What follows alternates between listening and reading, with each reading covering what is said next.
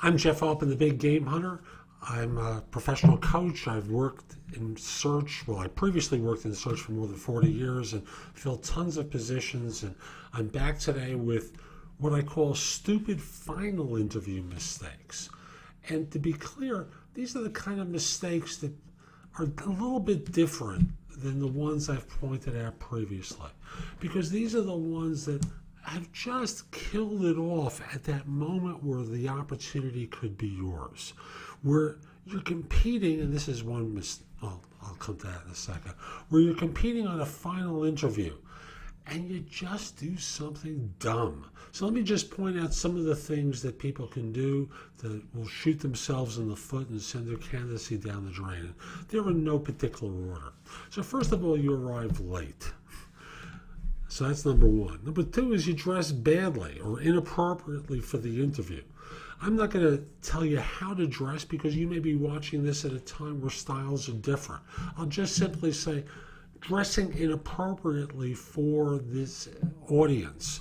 Dressing in a way, and I'll use an example from a hedge fund I used to work with. They used to hate people who wore ties. So if you suddenly wear a tie to an interview, they get turned off because they used to think of ties as being something to catch your food if you were a sloppy eater.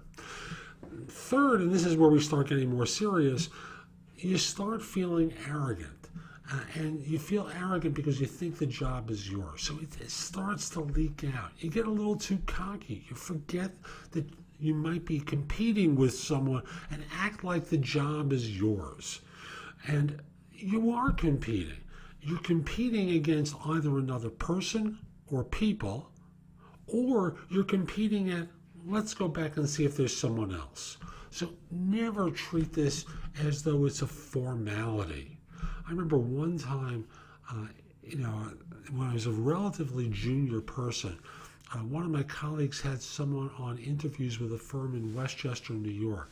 Person was there from 8 a.m. till 5 p.m.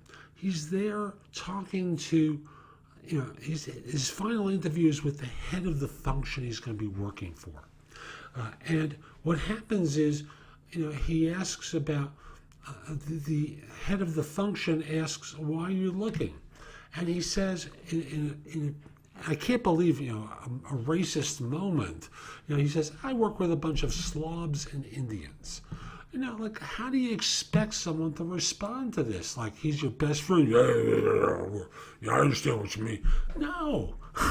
And suffice it to say, he didn't get the job, thank goodness. So recognize that, you can shoot yourself in the foot by thinking that the job is yours and your arrogance comes out. Another thing that people do is their answers to questions are incongruent with things they've said previously. As a result, people at the firm start to compare notes and they go, he said this, what? He's now saying this? Something doesn't add up, and it makes them hesitate. And when firms hesitate, they reject because they know they can't trust you. Another thing people do is they ask stupid questions at the interview. Like, how many weeks of vacation do I get? Or, like immature stuff that's ridiculous. Number four is, another thing that people do is they arrive unprepared, minimally. At a minimum, you look at the LinkedIn profile of the person you're going to be meeting with to get an idea of their background. See what they look like, if there's a photo there. Do a Google search to see if there's any new news about the organization, to see if this is a subject that you want to ask questions about. So you arrive unprepared. Next thing is you start making new demands. And this is, again, part of that arrogance thing that people sometimes do. New demands cause firms to scratch their head and wonder, what's with this person? I don't get it. We've been talking about this all along, and now they come in for less? They come in asking for $20,000 more? No explanation. They just up the price and delete. I mentioned this one earlier, and it's the notion of being too casual and forgetting that you're still competing.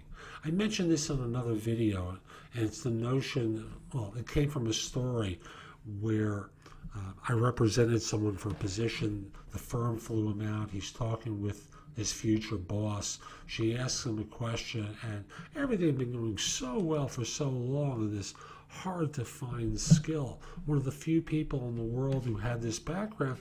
And his response was to say, I'll get to that when I come on board. I'll explain to you that. And she thought this is ridiculous and arrogant and rejected him, and rightly so. So recognize that you're always competing. You're always doing things to either sell yourself into the role or cause yourself to be rejected. Don't get lazy. Don't get arrogant. Don't become casual. And never, ever think the job is in the bag. Hope you found this helpful. Again, Jeff Altman, the Big Game Hunter. Visit JobSearchCoachingHQ.com if you're interested in access to curated information that I've developed and others have, as well as the ability to ask me questions. And if you're interested in one-on-one coaching, email me at jeffaltman@thebiggamehunter.us. And in the subject line, put the word coaching. Look forward to helping you. Have a great day. Take care.